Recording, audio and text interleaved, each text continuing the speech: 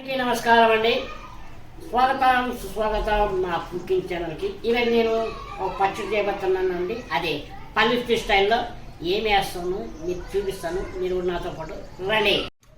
ఇకండి పచ్చి టమాటా అండి.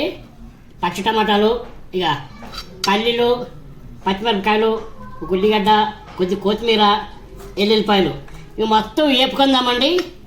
ఫస్ట్ పల్లీలు వేపుకుందామండి. చాలా కొన్ని పల్లీలు. ఇప్పుడు పచ్చిమిరపకాయలు వేసుకుందామండి.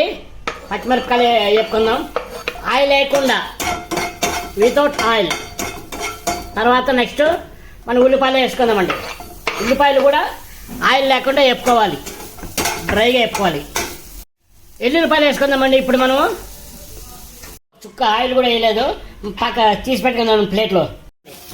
పచ్చి టమాటో ఇది కూడా కొద్దిగా డ్రై అయినాక ఆయిల్ వేయాలంటే వేయచ్చు, లేకపోతే లేదండి. నూనె లేకుండానే వేపిన చూడండి, ఎంత మెత్తగా ఉన్నాయి. కొద్దిగా వేగాలండి. ఇవి వేగిన తర్వాత తీసేద్దాం అండి. ఇది స్టవ్ కట్ చేసి ఒక 10 నిమిషాలు ఆరనివ్వాలండి.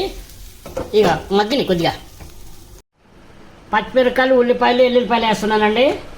నెక్స్ట్ నేను ఇక పల్లీలు వేస్తున్నా, పచ్చి టమాటో ఇందులోనే వేస్తున్నాను. ఒక స్పూన్ ఉప్పు వేస్తానండి. నెక్స్ట్ నేను కొద్దిగా జీలకర్ర వేస్తున్నాను. ఓకే, ఇప్పుడు మనము మిక్సీ పట్టుకుందామండి. ఇదండి అయిపోయిందండి. ఇప్పుడు మనము దీనికి ఒక చిన్న తిరిమాత పెట్టుకుందామండి. ఇందాక టమాటో వేపిన గిన్నె మూట్లోనే మనం ఆయిల్ వేసుకుందామండి. ఆయిల్ వేసుకుని తిరిమాత పట్టుకుందాం. 1.5 స్పూన్ ఆయిల్ వేద్దాం. ఓకే, జీలకర్ర వేసుకుందామండి కొద్దిగా. అలాగే కొద్దిగా ఆవాలు వేసుకుందామండి. నెక్స్ట్ మనము కొద్దిగా హింగ్ వేసుకుందామండి. ఓకే, తర్వాత నెక్స్ట్ ఎండుమిరపకాయలు, అలాగే కరివేపాకు, అలాగే కొత్తిమీర వేసుకుందామండి. ఫ్రై చేద్దాం. ఇది కొద్దిగా వేద్దామండి. మరి ఇప్పుడు మొత్తం